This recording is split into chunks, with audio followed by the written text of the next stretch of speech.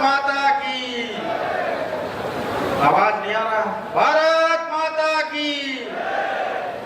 सूरजपुर जिला से है इसमें, तो सबसे पहले सूरजपुर जिला के तमाम भाइयों बहनों को सीतापुर के तरफ से जय हिंद।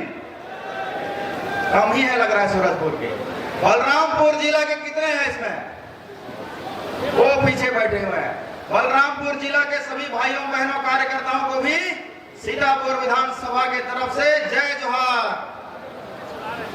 और हमारे सरगुजा जिला के सभी भाइयों बहनों को भी हम पूरे सीतापुर विधानसभा के तरफ से आप सभी का भी अभिवादन करते हैं, जय जोहार। मंच में उपस्थित सभी आदरणीय वरिष्ठ नेतागण, मंत्रीगण, समस्त विधायक साथीगण, आप सभी को मैं सादर प्रणाम करता हूं।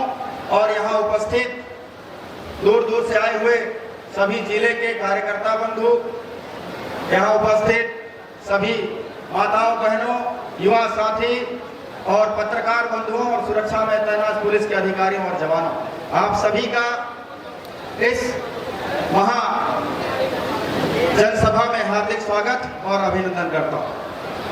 आज बहुत कुछ मैं नहीं कहूंगा, लेकिन आप सबको एक वो दिन याद जरूर दिलाऊंगा जब भारत की सेना ने दुश्मन के सरहद में घुस के सर्जिकल स्ट्राइक किया था। उस समय पूरा दुनिया ने देखा था भारत की ताकत क्या है, और ये ताकत माननीय नरेंद्र मोदी हमारे देश के प्रधानमंत्री के नेतृत्व में निर्णय लिया गया कि अब भारत पे आंख दिखाने वाले लोगों की खैर नहीं, क्योंकि अब भारत देश के खेमे में दुश्मन के सरहद में घुस के भी मार सकता है। इसका उदाहरण दिया था और सेना के हाथ खोलते हुए पाकिस्तान में घुसने का, पाकिस्तान में घुस के आतंकवादियों को मारने का निर्देश दिया था। उसको सर्जिकल स्ट्राइक के रूप में पूरा दुनिया जाना।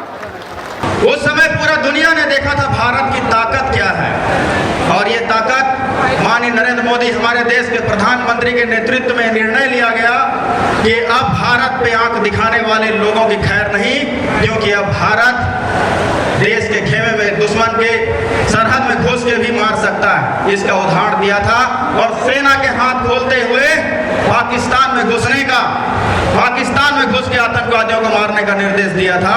उसको सर्जिकल स्ट्राइक के रूप में पूरा दुनिया जाना। लेकिन उस समय कांग्रेस पार्टी ने विपक्ष में बैठ के सेना से सबूत मांगने वाली बात कही थी। आपको याद होगा, याद है आपको? सबूत मांगने वाली बात, यानी सोचिए जो पार्टी अपने देश की, अपने भारत देश के सेना के शौर्यता पर भी सवाल उठाती है, और आज वो बड़ी बड़ी बातें करते हैं कि 1 लाख हम पैसा देंगे महतारियों को, बताइए, जो सेना के सम्मान पे सवाल उठाता है। लेकिन मैं सोचा कि ये राजनीतिक बातें हो सकती हैं, हो सकता है राजनीति में ऐसे बोलते होंगे, क्योंकि मैं उस समय सैनिक में था, जम्मू कश्मीर में तैनात था। लेकिन जब मैं चुनाव लड़ने के लिए आया, तो चुनाव लड़ने आया तो जिनके विपक्ष में मैं लड़ता था, 20 साल से विधायक रहे कांग्रेस के, अपनी मूंछ तक को दांव लगाते थे कि सीतापुर विधानसभा में यहाँ जीतने वाला कोई पैदा नहीं हुआ है। वो क्या बोले पता है? कि बोला सेना के जवानों को तो बॉर्डर में रहना चाहिए, देश चलाना हमारा काम है। इतना गुरूर कांग्रेस के नेताओं में, इतना घमंड। देखिए कि लोकतंत्र वाली देश में वो ये समझते हैं कि कांग्रेस के ही नेताओं को चुनाव लड़ने का अधिकार है। क्या किसी सैनिक को रिजाइन करने का, चुनाव लड़ने का अधिकार नहीं है क्या? है। और इसको जीता जाता उदाहरण मैं हूं, और भारतीय जनता पार्टी ने आज मुझे मौका दिया, और आप सबके आशीर्वाद से आज सीतापुर में 76 साल बाद पहली बार कमल खिला है। आप सबके आशीर्वाद। लेकिन ये टिप्पणी कम नहीं हुआ कांग्रेस के नेताओं का। आपको पता है क्या बोला गया? कि भाजपा नया नया ट्राई कर रहा है।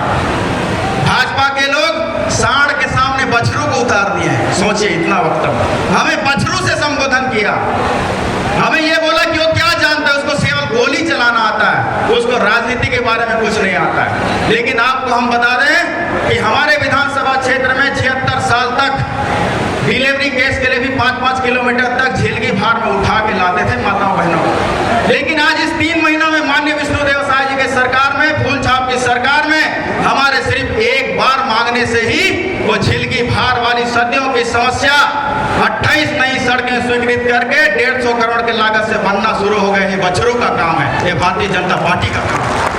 पीने के पानी के लिहाज से सबसे अच्छा पानी चश्मा शाही का पानी को मानते हैं, लेकिन केवल मानते नहीं है, तो और गहराई में गया तो पता चला कि मोदी जी के आने से पहले उसी चश्मा शाही से सरकारी हेलीकॉप्टर में कांग्रेस के परिवार यानी गांधी परिवार जो दिल्ली में रहता है, उसके घर में सरकारी हेलीकॉप्टर से पानी आता रहा।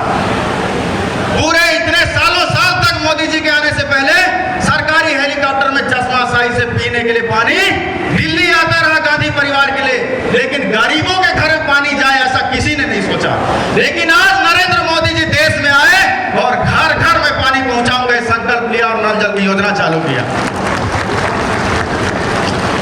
इतना ही नहीं, 370 के बारे में जब सदन में बहस हुआ कि 370 धारा को खारिज करना, उसके प्रभाव को खत्म करना है, क्योंकि जम्मू कश्मीर भारत का हिस्सा है। इसमें भी विपक्ष के कांग्रेस के नेताओं ने तरह तरह के सवाल उठाए, आतंकवादियों के समर्थन में बोले और ये कहा, कश्मीर में एक बातें चलती थी उस समय, मैं वहीं पोस्टिंग में था, बोले कि 370 धारा पे यदि छेड़खानी हुआ तो यहाँ खून की नदियां बहेंगी, यहाँ लाशें बिछ जाएंगी। लेकिन साथियों, जब 370 धारा के प्रभाव को समाप्त किया गया माननीय मोदी जी के द्वारा, तो मैं वहीं पर तैनात था। किसी प्रकार का खून नहीं बहा, कहीं दंगा नहीं हुआ। आज वहां पे शांति बहाल है और कोने कोने में तिरंगा झंडा, हमारे देश का झंडा शान से लहरा रहा है। ये मोदी जी का नेतृत्व है। इतना ही नहीं, जब हमने आतंकवादियों को मौत के घाट उतारा, आपने सुना होगा जम्मू कश्मीर में 70 धारा टूटने से पहले हर दिन इनकाउंटर होते थे। हम जीता जाता उदाहरण है।